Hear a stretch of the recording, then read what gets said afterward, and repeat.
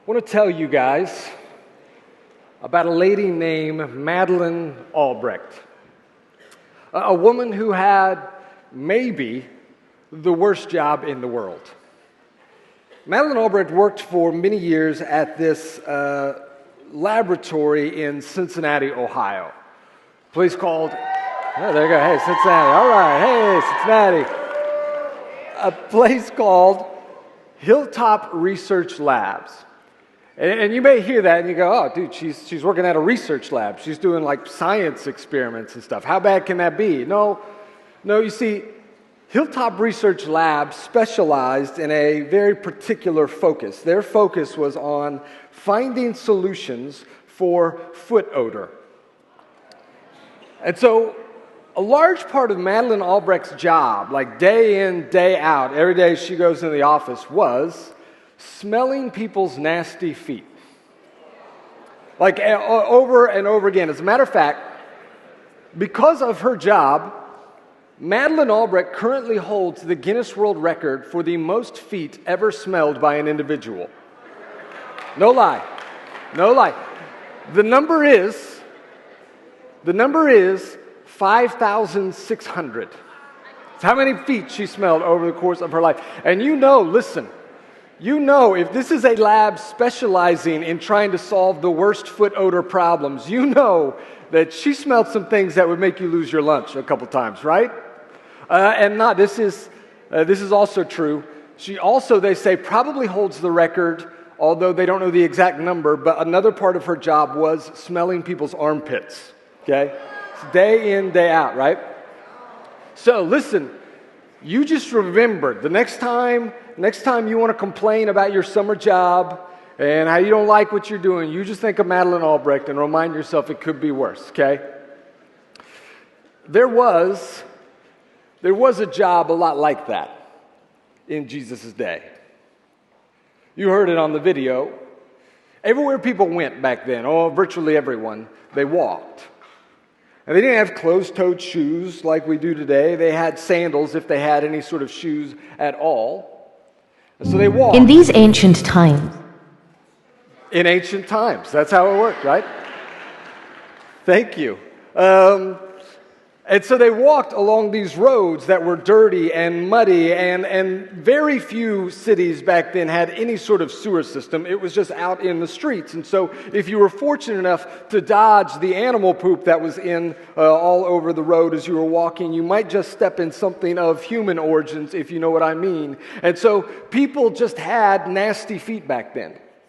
And so it was customary, anytime you had a guest over at your house, that you provided at the door a basin of some type with water and a towel or a rag so that they could wash their feet when they walked through the door and came into your house. But if you were a house that had a few servants, if you were a little better off and had the means, then you wouldn't have your guests wash their own feet. You would provide a servant who would wash the feet for them, but it couldn't be just any servant. It was always the lowest of the low.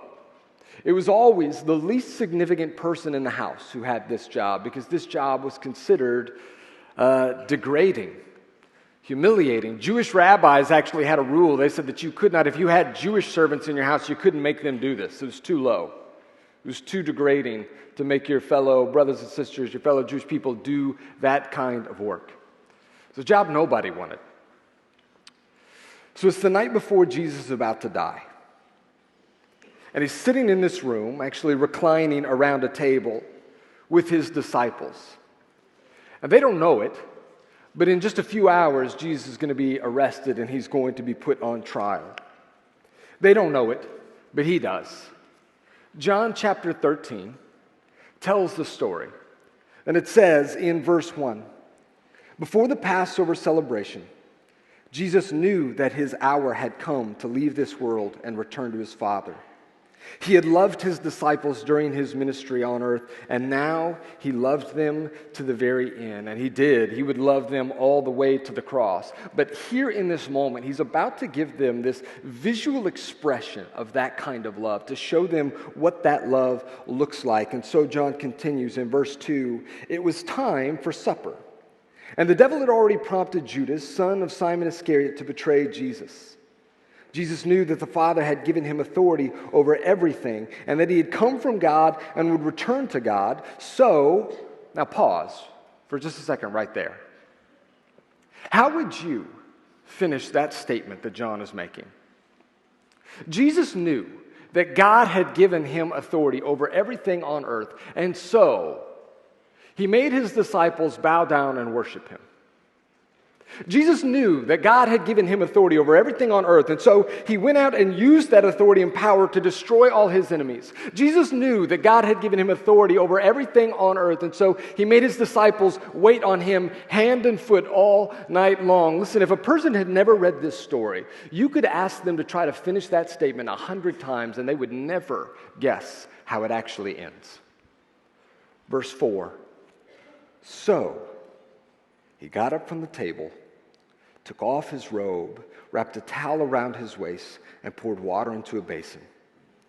Then he began to wash the disciples' feet, drying them with the towel he had around them. Jesus knew that God had given him authority over everything on earth. He knew that he came from God and was going back to God. And so he got down on his hands and knees and scrubbed feet. The greatest person in the universe takes the role of the lowest person in the room. And if you follow John's logic here, he's not saying, in spite of the fact that Jesus knew he was important and great, he served. He's not saying that. He's actually saying because he knew he was important, he got down and served. These two things, Jesus' glory and his servanthood, are not opposed to each other. They actually go together. His glory is seen in his lowering himself, which is something that no man-made religion would ever come up with. A God whose glory is seen in his humbling of himself, in his coming down to serve. It's unheard of, it's unthought of, and the disciples can't get their minds around this. They don't see it. They don't get it.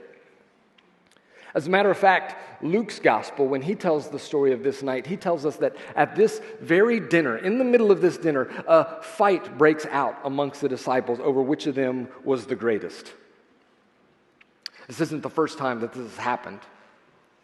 Repeatedly throughout Jesus' ministry, we see this. They believed that Jesus was going to set up like a physical kingdom with a palace and a throne, and he was going to rule there. And so there was this constant debate between them over which one of them was going to be Jesus' right-hand man. Which one of them was important enough? Which one of them was great enough to be second in command? And every time they get into this argument, Jesus rebukes them. Tells them, you don't understand. This is not how my kingdom works. The kingdoms of this world, everyone is always striving to get to the top. And once they get there, they're always trying to push everyone else down. That's not how my kingdom works. I go to the bottom. We lower ourselves. And he's told them. But this time he's going to show them. So he gets up, and as he starts making his way around the room, washing his disciples' feet, it gets quiet. It gets awkward, because this is not right.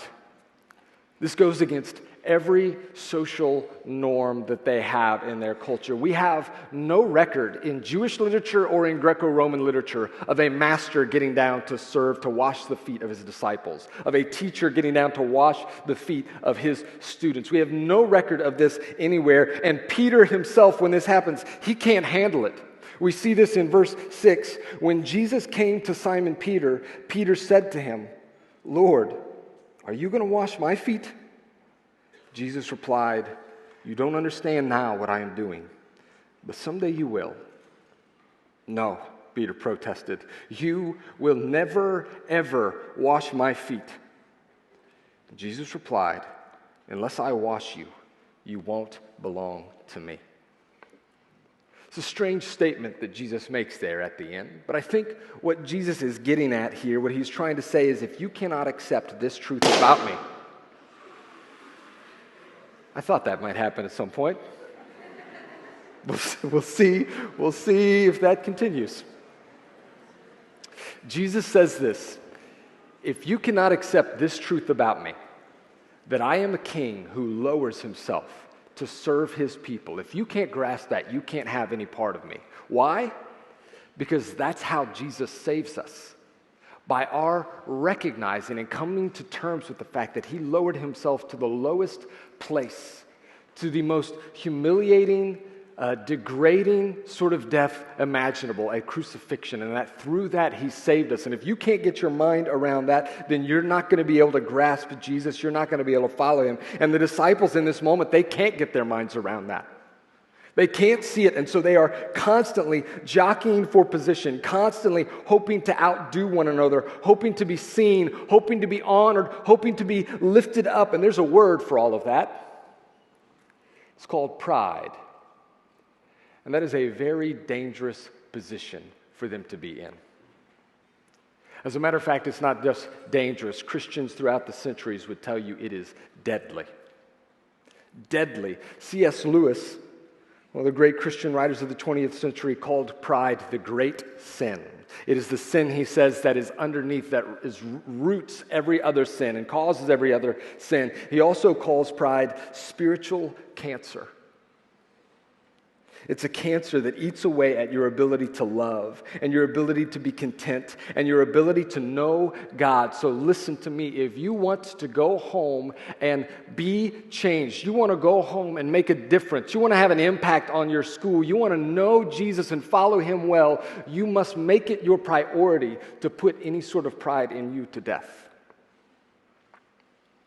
Now, here's where I know that there are many of you in the room who are saying, well, good news, Drew. Because pride's not really my problem. If anything, I actually struggle with the opposite end. I struggle with too low a view of myself. I don't really like who I am. I don't feel good about myself. I have low self-worth. Well, I just want you to know, I get that and I understand that, but I want to propose to you that that's actually probably a misunderstanding of what pride is. It's a common misunderstanding, but it's a misunderstanding nonetheless. This is kind of the common view of pride. What most people think of when they think of pride, they think that pride equals thinking I'm better than others, thinking that I'm amazing, thinking that I'm incredible, thinking that I'm more important than everybody else.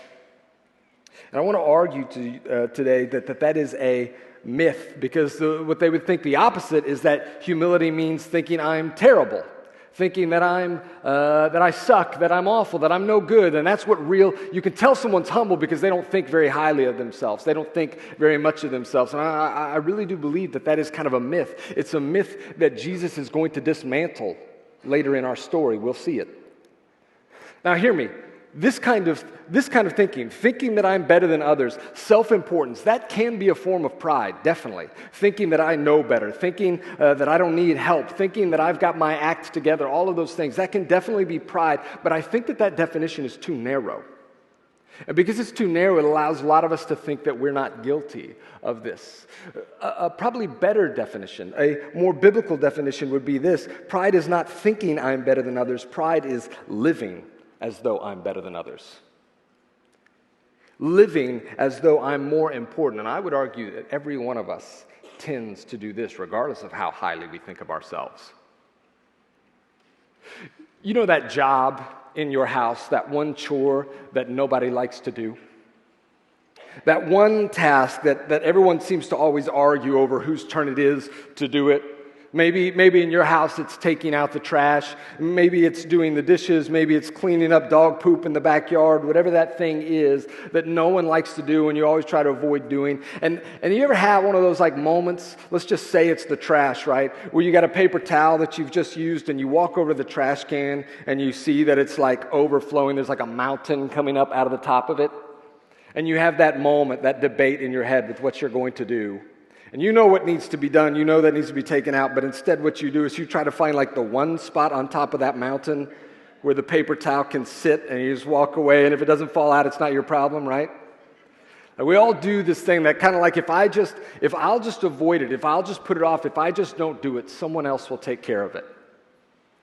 And we all tend towards that, and it's kind of silly and it's goofy, but can I just propose to you for a second that if that is a habit in you, if you have a practice of trying to put off things you don't want to do in hopes that someone else will, that there's a form of pride in that. You might not be thinking to yourself, I'm the most important person in this house, but you're sure acting like it. You're acting like someone else. I don't know who's going to do this, but it's not going to be me. Someone else can take care of that. Someone else can do that, but I'm not doing that. It's acting like you're most important. Or maybe you've noticed in yourself what I've noticed in me, this tendency in the middle of conversations a lot of times to subtly, sometimes without me even realizing that I'm doing it, to turn the conversation back on me. To talk about me, to talk about what I like, my interests, and what I've been up to recently, what I've been doing. And someone tells a story, and I go, oh man, that's so crazy. You think that's crazy? You should hear what happened to me. And all of a sudden, we're talking about me again, and over again. And I might not say I'm the most important person in that room, but I'm acting like I am. Like all the attention should be on me. Do you complain a lot? This is a trend I seem to be noticing, that we tend to complain more and more. Maybe it's just because we have the ability to online, but when you complain about your circumstances, how things are going for you, and you're always frustrated with that, whether you're complaining on social media or complaining to other people or just grumbling to yourself. And hear me, if things are hard, it's okay. You should open up to somebody about that and tell a friend if you're going through hard things. But if you notice in yourself a constant grumbling about your situation or your circumstances, ask yourself, is that coming from a place of pride in me? Because what complaining over and over again says is, I deserve better. I deserve better than this. Whatever's happening in my life, it may be happening to others, but I should not have to go through this. I think even sometimes our low self-esteem is rooted in a form of pride. Because I tend to look at myself and go, I don't like myself. I don't like this about me. I don't like that about me. I don't like the way I look. I'm not smart. I'm not talented. And I tend to look inward. And what I'm doing, actually, I walk into the room and I go, why doesn't anybody talk to me? And man, it must be nice to have friends. And I can't believe no one will reach out to me. And what I'm doing is I'm making myself the center of the story. And I'm constantly thinking about me. And I've never got my eyes up on anybody else who might be in need or might be struggling. All of us tend to struggle with this tendency inside of us to make myself and my needs and my opinions and my comforts and my desires the driving force of my life. It's something that the whole world operates like this. Everyone tends to make themselves the main character of the story, trying to figure out how they can advance through that story. And so it's shocking when the actual main character shows up. He gets down on his hands and knees and starts washing feet. And then he turns to those who would follow him and says, now it's your turn. Verse 12 of our story says this, after washing their feet, Jesus, he put on the robe again and sat down and asked, do you understand what I was doing? And of course the disciples would say, no. We have no idea what you were doing. What was all of that about? And so Jesus goes on to explain, and here's where Jesus dismantles, I believe, that myth about pride and humility, that it means thinking poorly of yourself or whatever. He says this in verse 13, you call me teacher and Lord, and you are right, because that's what I am. And since I, your Lord and teacher, have washed your feet, you ought to wash each other's feet. So you notice, he says, you call me teacher and Lord, and Jesus doesn't go, no shucks, I'm not that big a deal. I'm not really that important. No, he says, you call me Lord, and you're right. I am. I am Lord. I am more important than all of you. John told us in verse 3 that Jesus knew that God had given him authority over everything. But even as he holds that knowledge in his mind, he gets down and serves, because humility is not believing that everyone is better than you. Humility is treating them as though they are. It's serving them. It's sacrificing for them. It's putting their needs before your own. And that is what Jesus does for us time and time again. And that is what he expects from us. Verse 15, I have given you an example to follow. Do as I have done to you. Now, there's some people who think that what Jesus means by that is like literally we need to regularly wash one another's feet. And I get the heart and kind of the thinking behind that, but I don't think that's what Jesus is getting at here. Because foot washing doesn't have the same significance today that it did back then. The whole purpose, the reason Jesus is washing feet is because it is the lowest position imaginable in that culture. And that is the whole point, that if my Lord, the greatest being in all the universe, does not consider foot washing to be beneath him, then there is no level, no position, no task that is beneath me. There is no person too unimportant or too uncool for me to associate with. There is no act of service that I cannot willingly do for someone else. If my King did this for me, if he lowered himself for me, if he died the most shameful death possible for me, then how can I not do that for other people? How can I not live that way for other people? What if we actually believed that? What if we actually lived like that? What if you decided to treat everyone in your youth group as though they were actually more important than you? What if you went home and made it your goal to do that job that no one else wants to do that over and over and over again, even if you never get thanked for it, because you've made it your decision that that's your job now as the lowest in the house? What if instead of trying to gain attention for ourselves and recognition for ourselves, what if we actively tried to make sure other people got attention and recognition? If instead of walking into a room and thinking, who's going to reach out to me? Who's going to talk to me? If I instead kept my eyes up and asked, who needs me to reach out to them and love them? I think that if we lived that way, it would begin to change people around us. I know that living that way would change us. That it would kill the pride in us that keeps us from loving people and loving God. That it would foster a humility that lets us live lives of gratitude and joy rather than complaint. And that it would help us to die to ourselves so that you and I might finally be able to say, and so that other people might be able to see it in us, that I no longer live, but Christ lives in me. Let me pray for you. Dear God, this is my hope for myself and for my brothers and sisters in this room, that you would give us the humility of Jesus, that you would help us to be the kinds of people who have eyes up and open for the needs of others, that you would take our eyes off of ourselves, Lord, that you would use us to serve one another and the world with the humility of Jesus so that others might know who Jesus is and what he's like. I pray for your Spirit to empower that in these students as they go home in the following days. And I ask you that in the name of Jesus. Amen.